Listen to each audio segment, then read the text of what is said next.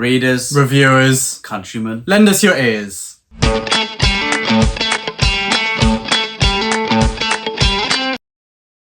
And a huge thank you to all of our Patreons. Thank you to the Pit Fighters, the First Swords, and all of the Bright Stars, Truth and Courage. Hello and welcome to the channel today. I'm Will, this is my brother Ed, and today we're going to be chatting about what is on our historical fiction TBR pile. And we thought we'll be disciplined, we'll pick 7 each, 14 historical fiction books. It's incredibly disciplined of us. It is, isn't it? Yeah, usually pat on the back. Top 60 historical fiction. Yeah, that's coming next week. But yeah, these are the historical fiction books we're looking forward to the most. There's so many books in the TBR and it can often be overwhelming, but these are the ones near the top of the pile, and some of them we will be reading very, very soon. So it's a sneak peek into what you may be seeing discussed on the channel over the next few weeks and months as well. I mean, fantasy is mainly our bread and butter, isn't it? Historical fiction is quickly approaching that level as well. We just love fantasy and historical fiction.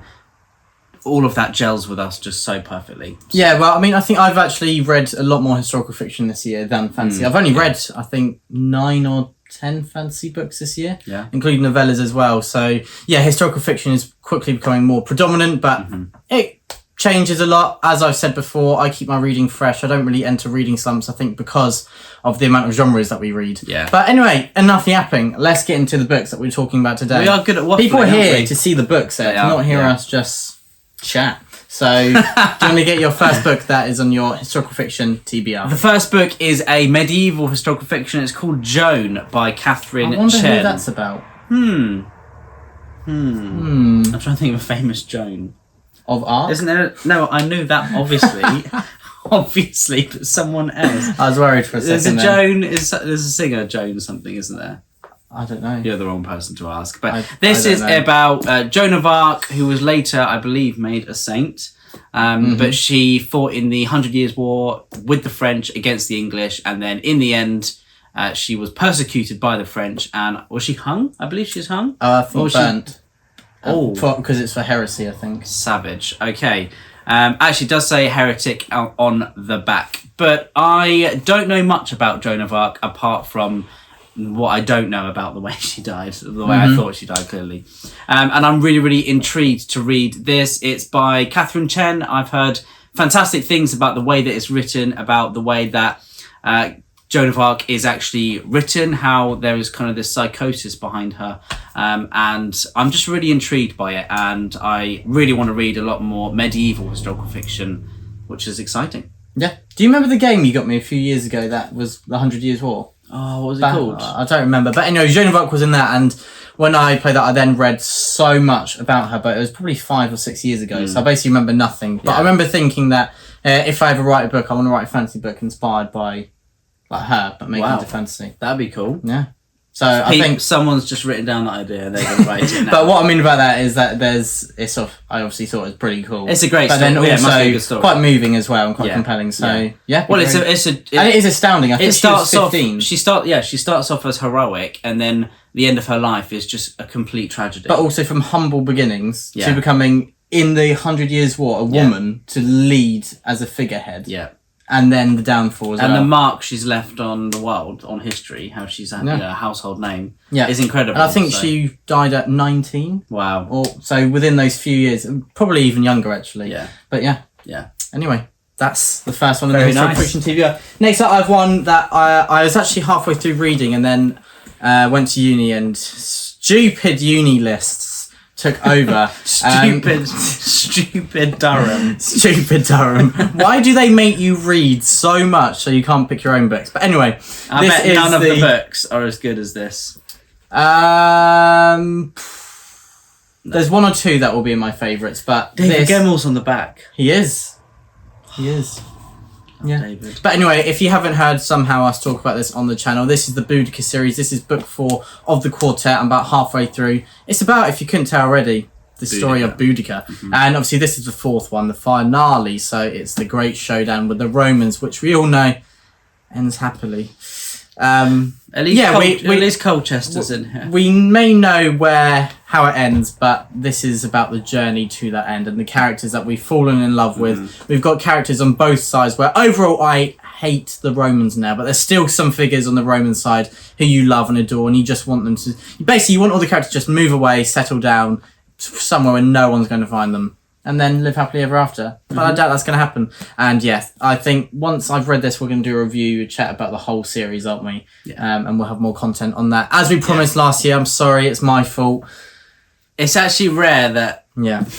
It's rare that you're in the wrong. I'm in the big wrong.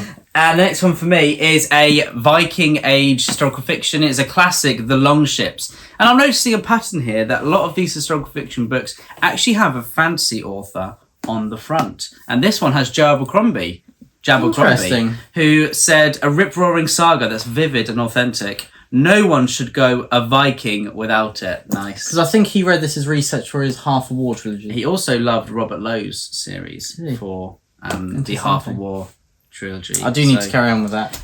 Yes, you do.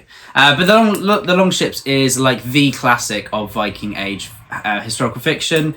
I believe there is a film. I can't remember who's in the film.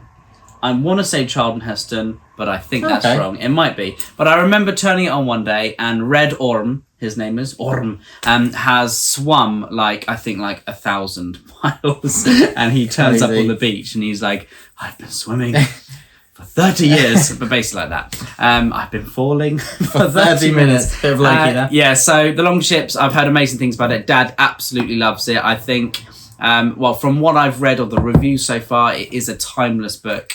And if you like historical fiction, especially one set in the Viking Age, you will love this because this kind of started all of those Viking cliches that we all love and adore these days. Because people say it's like a canonical book. It's kind of the staple, as you said, for all those traits where it isn't the same as what we see now, but it's where a lot of those ideas kind of gave birth. 1954. Yeah, so 70 years ago. Yeah. It's a bit like, I think... described how Tolkien is for fantasy. He didn't create it, but then he set so many of the staples and the trademarks. Yeah, a monumental book evolved into. Yeah, exactly. And this is about Red Orm, who becomes a warrior, an oarsman, and it's just about his adventures, I believe. So it's a cool name as well. Yeah, Red Orm. Yeah, but that's very cool, Ed. And on to my next is one I think you'll be happy to see. It's a western. A western. What do you think it is? It's got to be Lonesome Dove. It is Lonesome Dove. Be a bit embarrassing if you got that wrong there, wouldn't it? I'm just joking. But yeah, this is Lonesome Dove. It's been really interesting seeing how a lot of kind of booktubers who predominantly read fantasy have been reading Lonesome Dove over the last year or so and absolutely falling in love with it. It's about what you were saying earlier, that even fantasy readers, there's something about historical fiction, and the two genres are quite closely interlinked. And I think fantasy lovers can always love historical fiction.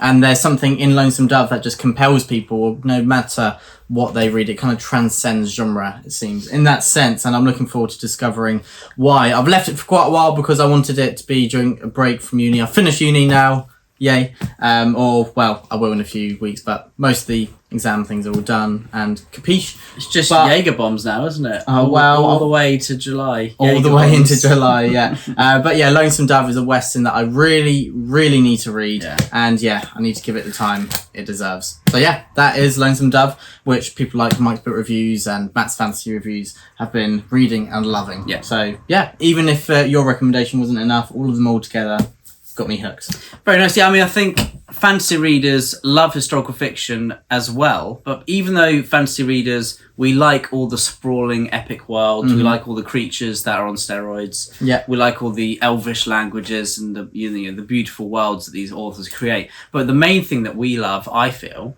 are characters that have a little bit of us inside them that we can relate to, and they are grounded in humanity. And I feel that historical fiction is that, just with small animals. Yeah, and I also feel like fantasy is historical fiction without limitations. Yeah. If you look at Game of Thrones, people love it. Obviously, they love the dragons, but the thing they love most, usually, is the gossip. The political intrigue and the powers moving against each other. And that could be historical fiction, but there's just no limitations and we don't know what's going to happen because it's made up, which you can't have. There's obviously so many limitations in historical fiction. You can't have a global war and then say this is historical fiction when you're just making it up. Yeah. So, yeah, that's how I think of historical fiction. That's why I think a lot of fantasy readers enjoy it. Very nice. And the next one for me is, how can you have any list, just any list, without David Gemmell on there? This is The Lion of Macedon, which is about a warrior or coming-of-age story about a man or boy called Parmenion. cool name. It is a good name. And yeah, this is but set in the glory days of ancient Greece, where he is becoming a warrior of Macedon. Now, we all know that Alexander the Great, Philip of Macedon were from Macedon.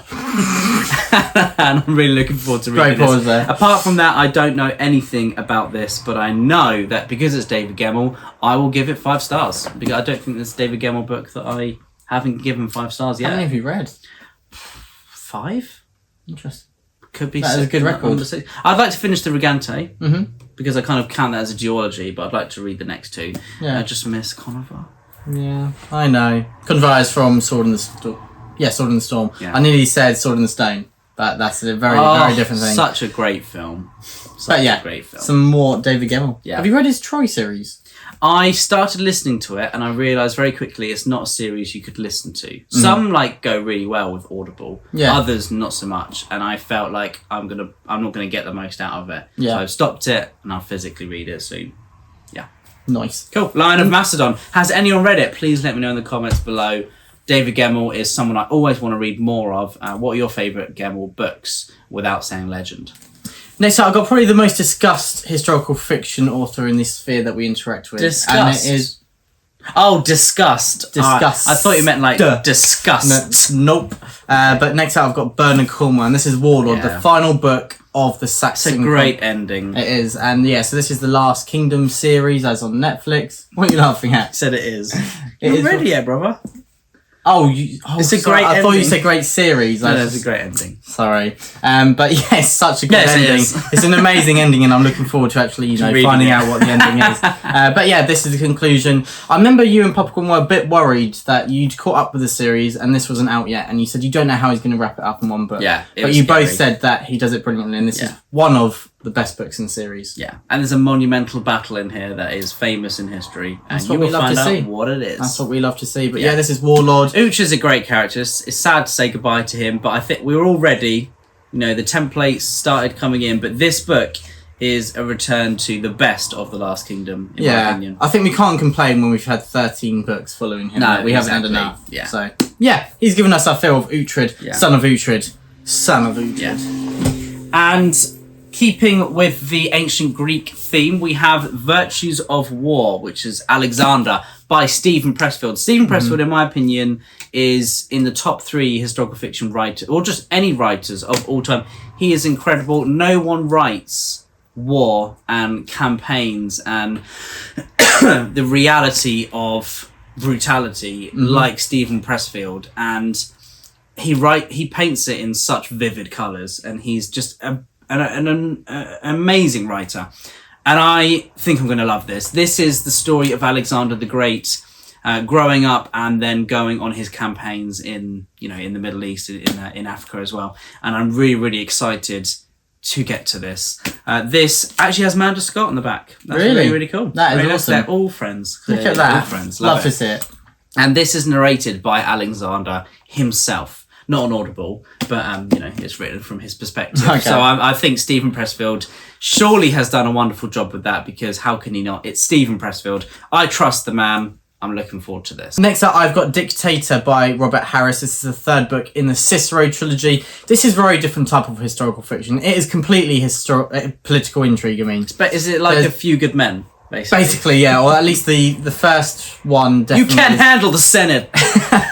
Yeah, it is a court intrigue a lot of the time. As part of the Senate, Cicero is one of the figures who tried to stand against the rise of Julius Caesar, because, as we know, Julius Caesar changed the role of the Senate and begun the movement to a dictatorship, the Caesar of Rome as we think of it now. And so it's really interesting seeing how Robert Harris paints these historical figures that we know so little about, really, but they're so prominent in our minds, such as Julius Caesar. And Cicero is a political figure who we have many of his quotes handed down the generations and millennium as wise. And and he is a very clever figure. And as he said, it is court intrigue, it is political intrigue. But I don't want to spoil book 2, but book 2 changes everything a lot. So I doubt book 3 is going to be like that, but I still cannot wait to carry on. I have no doubt that Robert Harris is going to end this series brilliantly. And I finished book 2 over a year ago. It's just one of those that it gets further and further away. And hopefully I'll be catching up with that this summer. And so that's the 3rd and final book in I think it's called, it's the Cicero trilogy, and it starts with Imperium, then Lustrum, and finishes with Dictator. And with that title, I think it foreshadows what is to come. Yeah, I think I'm looking forward to trying that series. We did have a comment on YouTube saying that we only like books about war. That's not about war. That's more about taking over the start of war, the beginning of the war. Yeah. I mean, I'd like to find more historical fiction that's not about war, but then what would it be about? Well, the Wolf Den. The Wolf Den, that's true, but that's like a small war between. You can't call between slavery. If it's about conflict, freedom, then every single book is war. Every book needs conflict of some sort. I think whether it's internal or external. You're sitting in my chair, move, or whether my country's at war with yours. You need the conflict. Mm-hmm. It makes it exciting. Yeah. No, Agreed. not cool. Yeah, not in a sick way.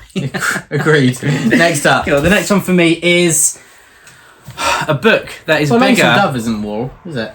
There's a lot of conflict there, brother. Great. Yeah, there's a lot of conflict, but that is more of a journey, an odyssey. Yeah, it's the American Odyssey. Is it a bit like, obviously you'd say it's better, but you know how like the Sisters Brothers, quite a few different things. It is. Yeah, the Sisters Brothers. You can see it uses Lonesome Dove as kind of not a template, but like a mark for having these random encounters that highlights the quirkiness of the American West. Yeah. And it definitely does that, but to a whole new level. And it is more about the journey of these characters, because all they're doing is driving cattle. Mm-hmm. But, from Texas to Montana. Like City Slickers. Wyoming or Montana. Yeah, like City Slickers. But, without Curly, basically. Mm-hmm. Yeah. But, you do have a lot of random encounters on the way. Okay. But there are some other characters you follow who bring the conflict. Ugh. Yeah. I'm scared. It's heartbreaking. The next book for me is The Dying Grass by William Vollmann, and this is a 1300 American epic of the Nez Perce War in 1877.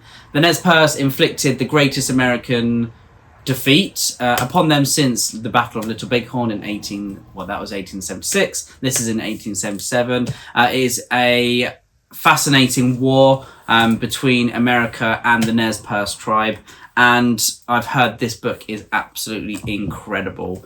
I believe that you follow characters from both sides of the conflict, and there are flashbacks here to the American Civil War, and I've heard, obviously, it's 1,300 pages. It must cover a lot of ground. So we'll see what the ground is like. I'm going to be reading this next month. This is I'll only read 2 or 3 books that month, but I just can't wait to read it. I know that I'm going to absolutely love it. Every book that I've read in this kind of style, I have absolutely adored. You okay? I was just seeing how many pages it is. Yeah, it's big. It's bigger than Iris. It's heavier than Iris.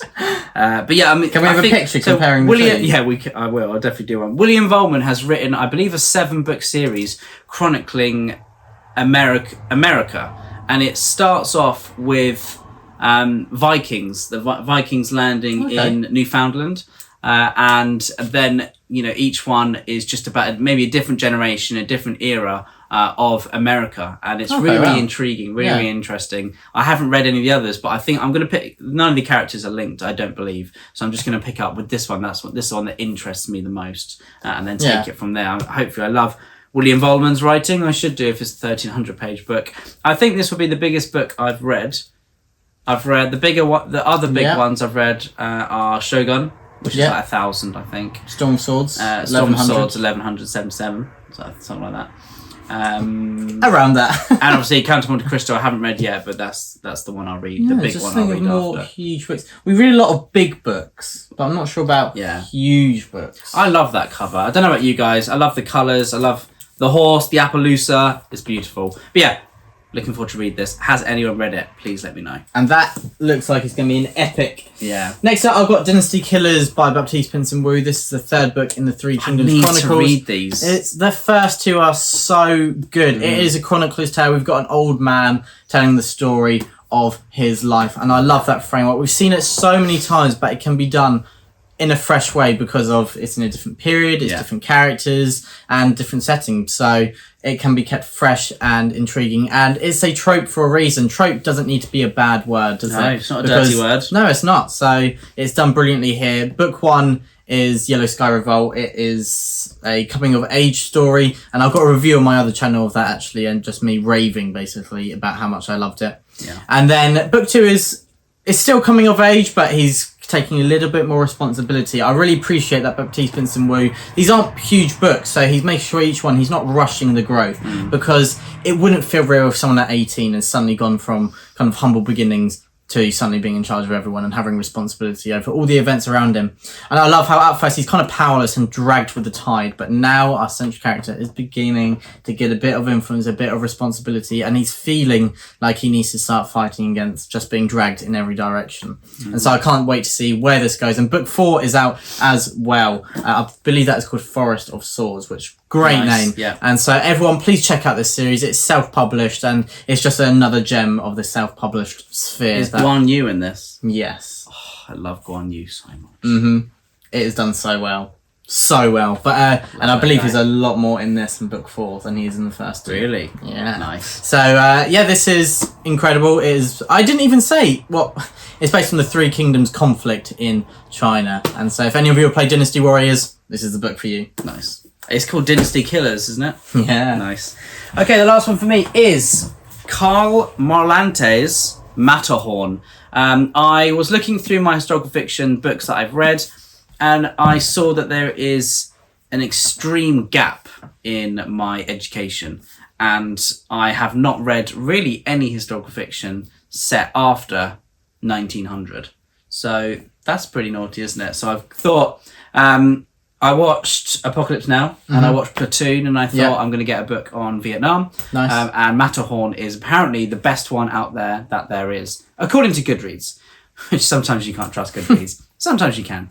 But yeah, so this is a story of Americans going to Vietnam, and it follows a 21-year-old, and I guess is going to show the horrors of war, painting this young boy with, ideals of honor and glory and victory in his head, and showing what war actually is like. And I'm really intrigued to see how it's written, what it's like, and whether I like historical fiction that has machine guns in it. We'll find out. We will find out. Yeah. And then next up, I've got... Actually, I picked the wrong book out. I've got a book 2 of the duology. This is Lion, and so this by Conor Ilguden. There's like a companion duology, which you don't have to have read, but... These are featuring basically a lot of the sons of the characters in the previous duology. So Gates of Athens and Protector, which I've talked about a lot because Gates of Athens in particular is one of my favourite books of all time. And so in that you've got the Battle of Marathon and Thermopylae in one book, which at first I was like, can't really do that well, but it is done brilliantly. And yeah, Conor Ilguden just sets out to do something slightly different. And I won't say what, but... yeah, it just adds a really nice flavour to it compared to some other books that I've read. Because I thought he's not going to be able to up Gates of Fire with Thermopylae. And when you've read a book that deals with the same event, then it's hard to kind of compare it, isn't it? Them, yes. Yeah, but he does something very different. It's a bit like Arthurian tales. They're all different, so you can get something has its own out strengths. of them. Yeah, exactly. And so this is about afterwards, I believe. I don't really know too much about ancient Greece, but I believe this is where Athens kind of forces its hand to dominate the states around them. And so yeah, kind of the generation after Marathon. I may be completely wrong there. Please just don't take my word for it, but I believe that's kind of what Lion and the sequel Empire is about. Okay, the word empire in the title makes me feel like I'm onto something. Yeah. But yeah, that is the next duology by Conor Ilguden that I'm hoping to read. Very nice. And that is our 14 historical fiction. No, it's not. We've only done 5 each. Really? Yeah. Or 6. I've got one more. 6, no. I've got one more. Oh, Ed. You made a liar out of me. Let me... I'll find one. Shall I talk about the last book whilst you're looking for one? Yes.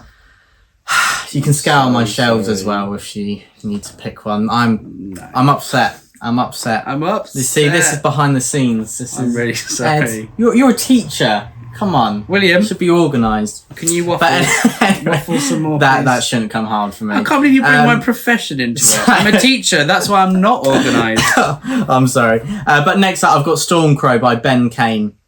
So this was released. So just one more. Yeah, just one more last week, and this is set in late 10th century Ireland, I believe, and it is about kind of the North threat pushing itself into Ireland, and we've got a character seeking vengeance, and it's a coming of age story as well. And so something happens as they're younger, and then a few years later they're still seeking vengeance, and the opportunity to seize it comes to them. And so what a premise. Ben Kane is a great author, one who I've read 6 books. Oh, was that Stormcrow? Yeah, me too. Sorry. I was going to say Between Two Fires by Christopher Buehlman, but I think that's historical fantasy. I don't know, but it's like a dark medieval. Isn't it horror? Medieval horror. Yeah, that's it. Sorry, let's talk about Stormcrow. Both of our books. Yeah, so it is historical fiction set late 10th century Ireland, and we've got a character who something happens when they're a child and they're seeking vengeance, and as I said, the opportunity to seize it comes to them. And the so best with Ben Kane's writing, year, which or the most, sorry. So I just no, don't worry, you can.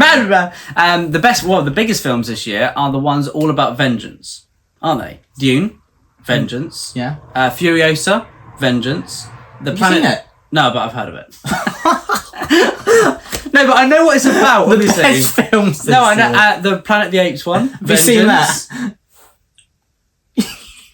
You haven't, have you? No, obviously not. You can't say the best films. I then changed it to say the biggest films. Oh, okay, I'm sorry. The biggest films this year are... Right, I'm sorry. okay. Vengeance is a topic we all love, okay? We all want to wreak vengeance on something or someone. Oh my word, we just saw deep into your soul. Do you then. not? No. I'm like Arya. I go to bed. You just Gregor Clegane. Joffrey Baratheon. That is such a brilliant character to William Gwynne. Especially after this video. But yeah, this has gone downhill. But yeah, Stormcrow. Guy Gabriel Kane. We're really looking forward. Just because you didn't enjoy Tagano, you can't be on your list. I expect it to be my favourite book of all time. That is so harsh. No, GGK on my list. But anyway, Stormcrow, really looking forward to it. Anything else you've got to say? I'm buzzing for it because I've wanted to read Ben Kane for a long time. I've wanted to read his Hannibal series. I just haven't got around to it. You've not read any Ben Kane? Oh, don't make it a big deal. No. I thought... Oh, sorry, that's Simon Scarrow, the Napoleon Have you read Love trilogy. Ships? Wow, see, I was being nice. Napoleon Spy is by Ben Kane, but the okay, but the duology you've read. It's not Napoleon a series. I've read 2 though. Oh, okay. Yeah. Oh, how many are in the series? I think 4. Are you gonna read more? Probably not. Because you loved book 1, didn't you? Yeah, I didn't like book 2 much. That's true. But I liked it enough. Yeah. But anyway, I've been looking forward to seeing Ben Kane because Ben Kane is involved in reenacting. I think he will bring something different to writing about Viking age peoples, and it's set in Ireland. If you love Children of Gods and Fighting Men, it's the same era, 10th century. The Norse the Danes have invaded Ireland, and it's going to be awesome. Very nice. And that Not is for the Irish. But there is 14 or 13 different books, 7 for each of us, that we want to read that historical fiction. So hopefully you've enjoyed this. Let us know if these books have piqued your interest. Have you read any of them? What historical fiction books are on your list? Or anything else bookish that you've enjoyed lately? We'd love to hear those down in the comments below. But everyone, in the meantime, thank you so much for watching. Truth and Courage. Truth and Courage. The Brothers Gwynne. Truth and Courage.